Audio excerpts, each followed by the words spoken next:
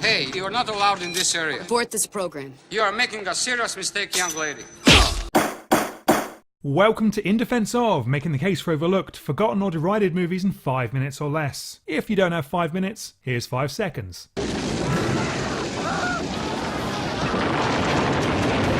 Today, In Defense Of, Expect No Mercy, a direct-to-video action flick that combines high kicks with high tech. As it's 1995, that high tech is now rubbish.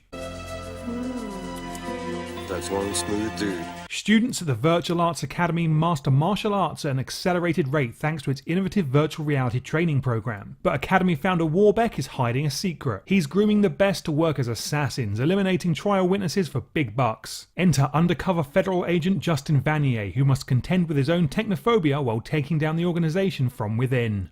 I didn't think you were this good. You surprised me. I didn't know you could think. Yes, we're back in mid-90s direct-to-video action territory, this time in the very specific period where rudimentary CGI was becoming accessible to filmmakers and virtual reality was the future. Of course, everything deemed futuristic eventually becomes laughably crude. And it's from this benefit of hindsight that we derive our enjoyment of Expect No Mercy. It's absolutely crucial that I mention the two lead roles were originally to be played by Olivier Gruner and Gary Daniels. Imagine that, two acting powerhouses. You're a goddamn cyborg. Why should I help you? I'm an innocent man. This could have been a giant Gary Daniels face, but it's not. That's the captivating mug of Wolf Larson. Best name, best hair, best actor. I don't think you think about issues such as power! He's the villain of the piece though. Our hero is played by Billy Blanks. His Taibo fitness system dominated planet Earth in the late 90s, but in the preceding decade, Blanks made a name for himself as a highly competent martial artist in straight-to-video action. Sometimes with Rowdy Roddy Piper, sometimes with Jalal Merhi. Merhi, eh? The M in PM Entertainment stands for Merhi 2. Joseph Merhi. Two Merhys in direct-to-video action. I was excited to learn that they're not related. Billy Blank's sense of fashion is resplendent in its dazzle. He wears the kind of outfits that make those under the age of 18 cry for being born in the wrong generation. In this sequence, I thought that he put on the official Virtual Arts Academy uniform, but then we see that there isn't one. That's just what Billy has chosen to wear. It's this sort of strange detail that makes Expect No Mercy the goofy fun it is. Its generic 90s DTV plot is refreshed by the technology gimmick, which opens the door to further weirdness. And weird, my friends, is entertaining. Let's look at our opening sequence, which is just supreme. Warbeck's trained killers descend upon a target's snazzy pad to take him out. Cue the insane ADR fight noises that become a running theme.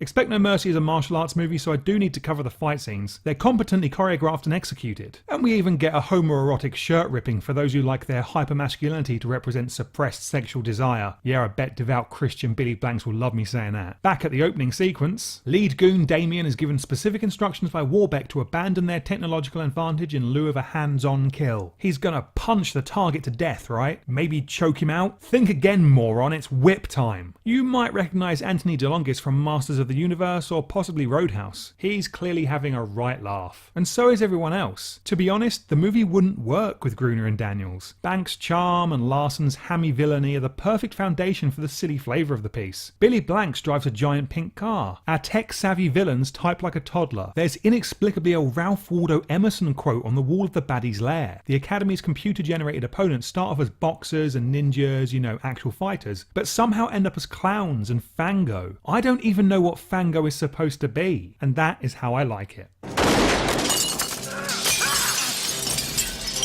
Expect No Mercy was released in 1995 and was probably already dated 6 months later. The now obsolete VR element offers retrospective hilarity many years later, but if you encountered this movie in the decade following its release, you'd probably just find it embarrassing. That's a young Laurie Holden of Walking Dead and The Mist fame. Really good actress. What does she do in this movie? Nothing. She plays a subservient role to Jalal Merhi in the film's romantic element. Jalal Merhi is uncharismatic, unlikable, and near incomprehensible.